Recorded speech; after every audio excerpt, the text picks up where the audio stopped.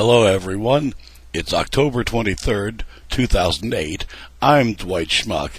This is the Schmuck Look. Folks, election is, 12 days away or something like that now. And this come out. Sarah Palin, the Republican National Party, have spent $150,000 in two and a half months on clothes for the candidate. This is allegedly for the working person. The average working person the average working family doesn't make $150,000 a year, let alone be able to spend it that much on clothes. Now, I have a couple of questions. Of course, the Republican National Committee has, we're going to donate them to charity afterwards. Wait a second. Hold it. Just, whoa. First off, isn't this income? And who's paying the tax on it? Oh, it's for the candidate. Why, we couldn't have her hobnobbing with rich people looking like some average guy off the street. Which plays into the robocall thing. You know, this is allegedly, they're so worried about your jobs, but they're not hiring you to do any of them. They're having robots do it.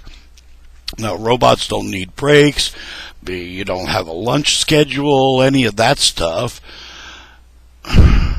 But we're for jobs. Whose jobs exactly? And it all ties up. It really does. You put one and one together, you're going to come up with two.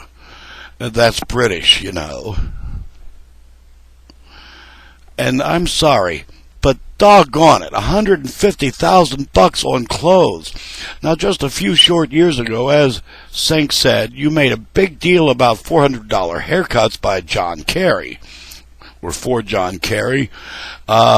Again, and yeah, you had every doggone right to do that. $400 for a haircut. My God, do you know how many scissors that is? What? You're buying a new pair of scissors for every hair? What? What is going on? Folks, it's like I've been telling you. Both sides of the same coin. All they know is, what are we getting out of this? Not what are we giving you, what are we getting? It's the same coin, just different sides. You know, my wife and I together don't have $150,000 worth of clothes. Let's talk about $150,000. That's 3 Escalades, 2,000 barrels of oil at $75 a barrel, which is, 2,000 times 55, because there's 55 gallons in a barrel. That's 110,000 gallons of crude. Wait a second, folks. And I'll grant you 110,000 gallons is not going to fill up a big tanker by any stretch. But that's a lot of money. And we're not supposed to think about it. Why? Again, whose money is actually paying for this? Now, the Republican National Committee gets its money by donations, which are, of course, tax deductible. Somebody gets to pick that up in their taxes then, don't they? Oh, yeah, the guy without a job. Robocalls, anybody? See what I'm talking about here. If we don't have jobs, we can't pay taxes. We can't buy things. We're not happy. Get a grip. Do your damned robocalls. Buy your stuff from, Thrift, Goodwill, Saks Fifth Avenue, Nieman-Marcus. Gee golly, that's sure as hell not Wally World or Kmart, isn't it? No.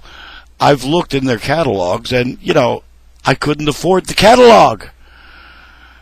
It's amazing. But you spent $150,000 on a wardrobe. That's a lot of jeans, baby. The gloves are off, the heels are on. Sounds like a line from a porn movie, doesn't it? Well, now we know. But the clothes are on. And you know who's getting screwed? Yeah, me and you. Us. Because neither side is any different from the other. They are the same coin, just two sides of it.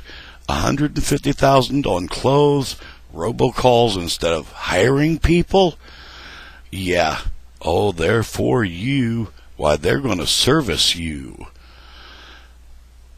Fellas, ladies, that's not what it meant by public service. It didn't mean service the public. It meant serve the public. $150,000 on clothes. Have you no shame? Have you no shame? Another great line from history, but very applicable today.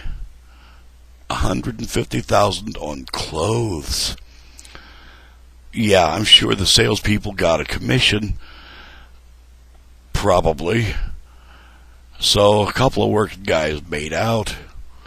How about the rest of us? Robocall that. I'm Dwight Schmuck. That's today's Schmuck Look. Peace.